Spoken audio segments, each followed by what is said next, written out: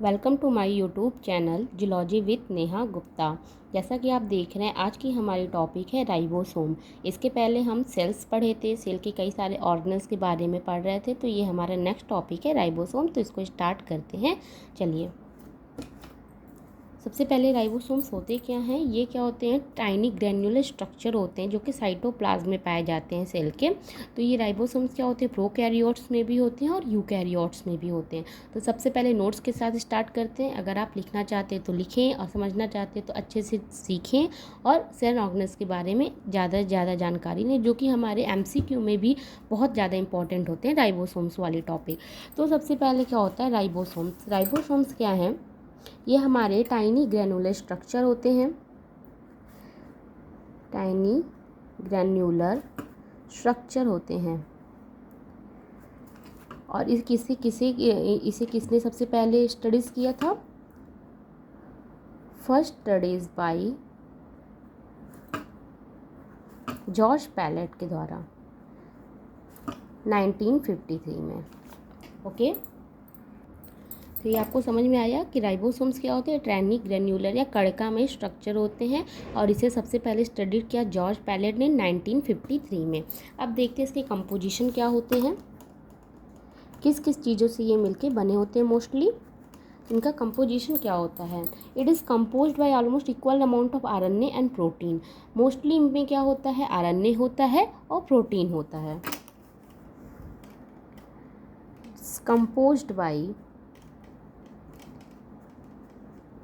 composed by almost equal amount RNA and protein। इनके RNA को हम क्या कहते हैं? Ribosomal RNA। ठीक है, they are also called ribosomal RNA। इन्हें हम राइबोसोम्स ना कहकर इन्हें हम they are also called ribosomal RNA। और नेक्स्ट क्या है? They are also called ribonucleic protein. इन्हें हम राइबोन्यूक्लिक प्रोटीन भी कह सकते हैं। They are also called ribonucleo protein. तो ये आपको समझ में आया? इनकी कंपोजिशन की वजह से इन्हें हम क्या कह सकते हैं? राइबोसोमल RNA भी कह सकते हैं और राइबोन्यूक्लिक प्रोटीन भी कह सकते हैं, क्योंकि इनमें मेनली क्या होता है? कंपोजिशन इनका RNA और प्रोटीन का ही होता है। जब ये राइबोसोम्स बनाते तो राइबोसोमल RNA या राइबोसोमल न्यूक्लियो प्रोटीन में इन्हें हम राइबोसोम्स को कह सकते हैं। अब आते हैं किस फॉर्म में ये पाए जाते हैं। ठीक है, दो फॉर्म इनका होता है, या तो ये फ्रीली फ्लोट करते रहते हैं साइटोप्लाज्म में, या तो ये इंडोप्लाज्मिक रेटिकुलम के साथ अटैच्ड होकर उस इंडोप्लाज्मिक रेटिकुलम को रफ इंडोप्लाज्मिक रेटिकुलम बनाते हैं। तो सबसे पहले क्या होगा? It's present in freely floating in cytoplasm. किसी भी सेल के साइटोप्लाज्म में ये फ्रीली फ्लोट करते रहेंगे। या तो सेकंड हमारा क्या होगा? Other ribosomes are attached with RER को क्या बोलेंगे? Rough endoplasmic reticulum. Rough endoplasmic reticulum, ठीक है। तो RER। अब इसका सब यूनिट क्या होता है? सबसे इम्पॉर्टेंट इनका होता है सब यूनिट। वो कौन क्या क्या होता है सब यूनिट? ये दो सब यूनिट से मिलके बने होते हैं। एक होता है लार्ज सब यूनिट और एक होता है स्मॉल सब यूनिट।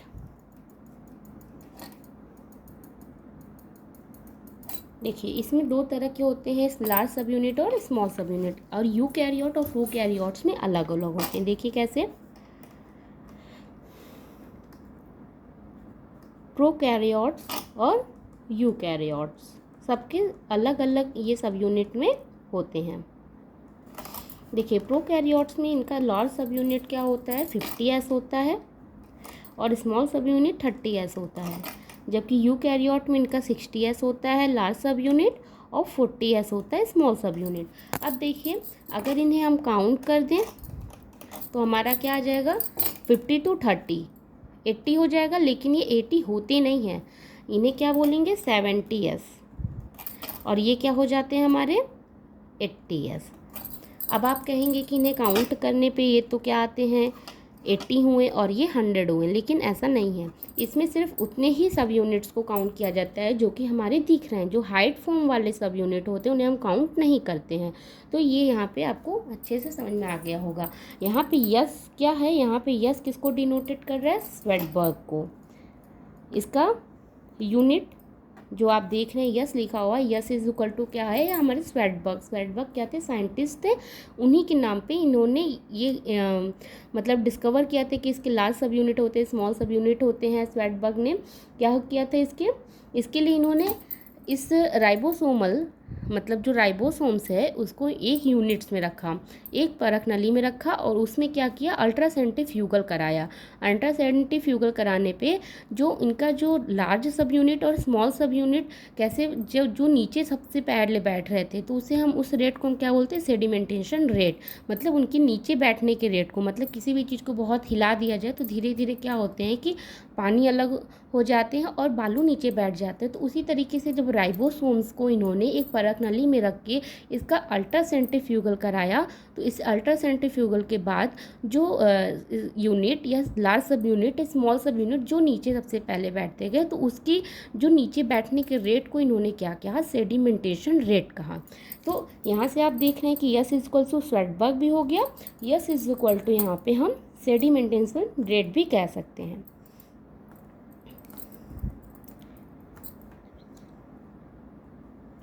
सेडिमेंटेशन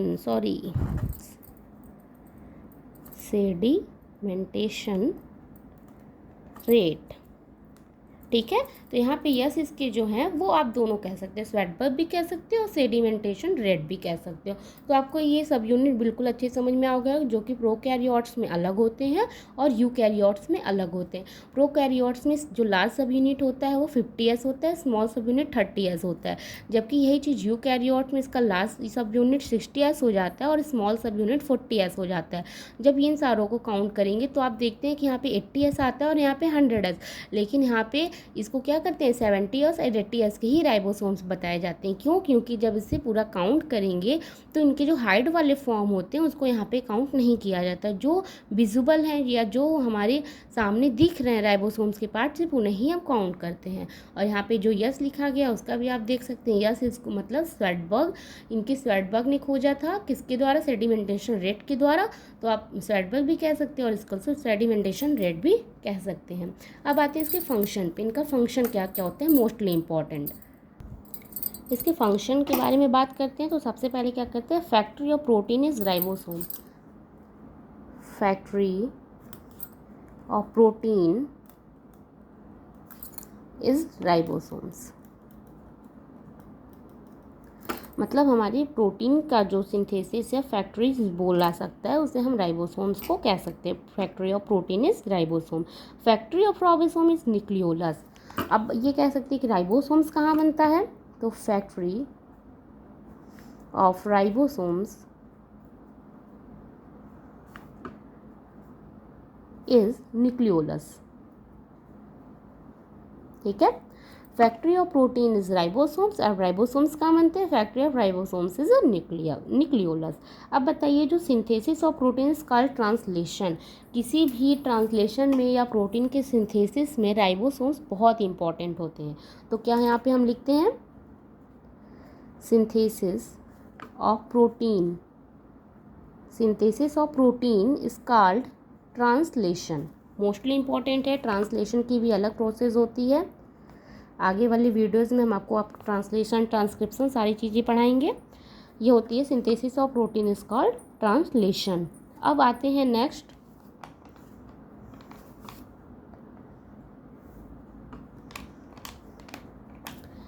हमारा ribosome are attached with mRNA। Ribosomes are attached with mRNA through small subunit। देखिए इसमें ये बता रहा है कि राइबोसोम जब mRNA पे अटैच्ड होते हैं कि कभी भी जब भी प्रोटीन का सिंथेसिस होता है ट्रांसलेशन के प्रोसेस में, तो हमारा क्या होता है, राइबोसोम्स क्या होता है, mRNA के द्वारा लिया गया जेनेटिक कोड पे उस तरीके से अरेंज होता है। तो राइबोसोम्स जो सबसे पहले mRNA पे अटैच्ड होते हैं वो उसके स्मॉल सब यूनिट्स होते हैं। देखिए जैसे हम बता रहे हैं आपको, ये हमारा मैसेंजर RNA है, इस पे हमारे जेनेटिक्स कोड होंगे। तो जेनेटिक्स कोड होने के बाद इस पे जो राइबोसोम्स के स्मॉल सब यूनिट ही अटैच्ड होते हैं। स्मॉल सब यूनिट्स कौन कौन से हैं, एक 30S है और एक 40S है। तो 30 और 40 वाले पहले अटैच्ड होते हैं और जो लार्ज सब यूनिट होते हैं वो बाद में अटैच्ड होते हैं। तो इतने आपको समझ में आ गया होगा कि ribosomes are attached with mRNA through small subunit. जब भी mRNA पे ये अटैच्ड होंगे तो स्मॉल सब यूनिट्स के द्वारा ही अटैच्ड होंगे। नेक्स्ट हमारा है both ribosomal subunit are attached through Mg ion, magnesium ion. अब देखिए यहाँ पे ये बता रहा है कि both ribosomal subunit are attached through magnesium ion Mg++। तो इसमें ये बता रहा है कि जो दोनों मतलब जो लार्ज सब यूनिट और स्मॉल सब यूनिट दोनों राइबोसोमल सब यूनिट अटैच्ड होते हैं किसके द्वारा, इसके लिए एक आयन की जरूरत पड़ती है जिसमें बोलते हैं मैग्नीशियम आयन। अब बता रहा है नेक्स्ट है group of ribosomes are attached with mRNA then form a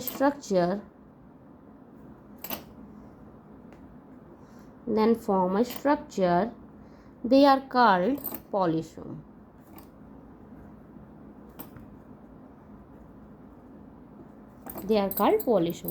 देखिए इसमें क्या बताया है कि जो group of ribosome are attach with mRNA, जो ग्रुप है मतलब 60S या स्मॉल सब यूनिट या लार्ज सब यूनिट, दोनों के जो ग्रुप होंगे राइबोसोम अटैच्ड होते हैं विथ mRNA से, तो वहाँ पे एक स्ट्रक्चर बनाते हैं जिसे हम बोलते हैं पॉलीसोम। बहुत बार ये कॉम्पिटिटिव एग्जाम्स में भी पूछा गया है कि पॉलीसोम्स, व्हाट इज पॉलीसोम, कौन फॉर्म करता है। तो आपको पता होना चाहिए कि राइबोसोम ही क्या बनाते हैं, फॉर्म ऑफ पॉलीसोम। जब उसमें ग्रुप ऑफ राइबोसोम एक साथ अटैच्ड हो जाते हैं तो उसे ही हम बोलते हैं पॉलीसोम। ये यहाँ पे आप फंक्शन ना कह के एक तरीके से कह सकते हैं कि one liner question and answer है जो कि हर कॉम्पिटिटिव एग्जाम में आते हैं राइबोसोम से रिलेटेड। तो सिर्फ राइबोसोम्स के बारे में आप इतना भी पढ़ेंगे तो आपका 1 या 2 नंबर के तो आराम से ही इसमें आप क्वेश्चन पूछा जा सकता है। तो मेन बात यही होती है कि जो प्रोटीन की सिंथेसिस होती है उसे हम ट्रांसलेशन कहते हैं, और राइबोसोम सबसे पहले mRNA पे स्मॉल सब यूनिट वाले अटैच्ड होते हैं, और दोनों राइबोसोमल सब यूनिट को अटैच कराने के लिए किस आयन की जरूरत होती है, वो होता है मैग्नीशियम आयन। और जो ग्रुप ऑफ राइबोसोम मतलब जब दोनों ही स्मॉल यूनिट्स या लार्ज यूनिट दोनों अटैच्ड होते हैं mRNA पे तो एक स्ट्रक्चर बनाते हैं जिसे हम कहते हैं पॉलीसोम। तो ये हमारा इसका पूरा राइबोसोम्स का फंक्शन हुआ। राइबोसोम्स ही इंडोप्लाज्मिक रेटिकुलम पे जब जुड़ते हैं तो रफ इंडोप्लाज्मिक रेटिकुलम या स्मूथ इंडोप्लाज्मिक रेटिकुलम बनाते हैं। तो ये राइबोसोम्स के प्रेजेंस से ही होता है। तो आपको ये पूरा समझ में आया ही होगा कि क्या होते हैं राइबोसोम्स के एक टाइनी पार्टिकल्स होते हैं, उसका कंपोजिशन आपने पढ़ा, किस फॉर्म में ये होते हैं, साइटोप्लाज्म में भी होते हैं, और ये क्या होते हैं, ER से अटैच्ड होके भी होते हैं। इनका सब यूनिट पढ़ा। ES का मतलब क्या होता है, स्वेटबर्ग होता है या तो सेडिमेंटेशन रेट भी कह सकते हैं, और इसके सारे आपने फंक्शन भी पढ़ लिए। अगर आपको ये वीडियो अच्छी लगे तो आगे लाइक करें, आगे शेयर करें, और आपको किसी और टॉपिक पे वीडियो चाहिए तो हमें कमेंट करें। Thank you for watching my videos. Thank you.